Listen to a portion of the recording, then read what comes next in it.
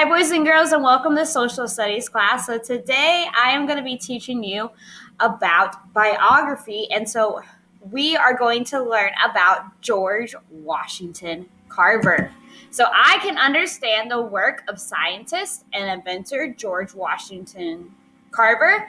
And I can recognize that Carver cared about plants and the farmers who grew them.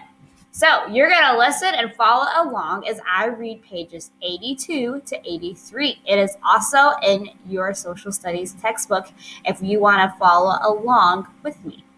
All right, so let's do some background information. So one of the things that makes places different from one another is the kinds of plants that grow in each place.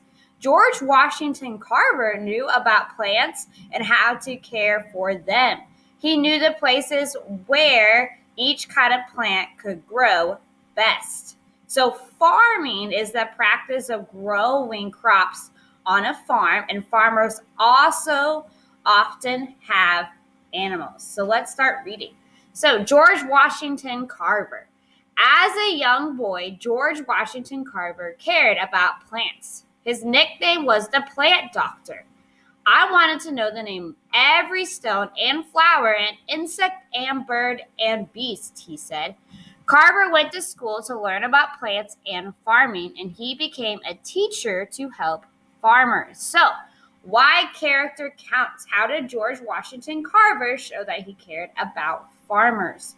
So, we are going to be answering that question while we read. And then George Washington Carver was an inventor and a teacher. So some background information about George Washington Carver is that Washington Carver was born a slave on a Missouri plantation. So as a child, he was unable to do heavy work. So he spent a lot of time outdoors collecting plants from the nearby woods. Soon he knew so much about plants that others began to ask him for advice. As an adult, Carver studied botany, which is the study of plants, and chemistry in college. He became a teacher at Tuskegee Institute in Alabama. At Tuskegee, Carver did scientific research that changed farming. He developed a process of crop rotation to help farmers grow more and better crops. He also discovered more than 300 uses for peanuts. And Carver found ways to make peanuts into products such as cooking oil, face cream, shampoo, and ink. All right, so let's continue reading. Many farmers grew only cotton. This made the soil poor. Carver taught the farmers that growing peanuts can help make the soil healthy so other crops can grow. Carver found many ways to use peanuts, and they can be made into peanut butter, soap, glue, and paint. So this says that George Washington Carver has appeared on postage stamps and that George Washington Carver found more than 300 uses for peanuts. So let's read the quotation on page 82 aloud. All right. I wanted to know the name of every stone and flower and insect and bird and beast, he said. All right. So how can you tell that George Washington Carver cared about nature? Well, because he said that he wanted to know the names of all the plants and animals he saw.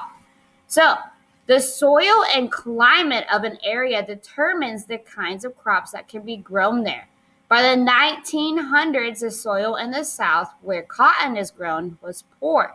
So, cotton crops became smaller, causing farmers to lose money.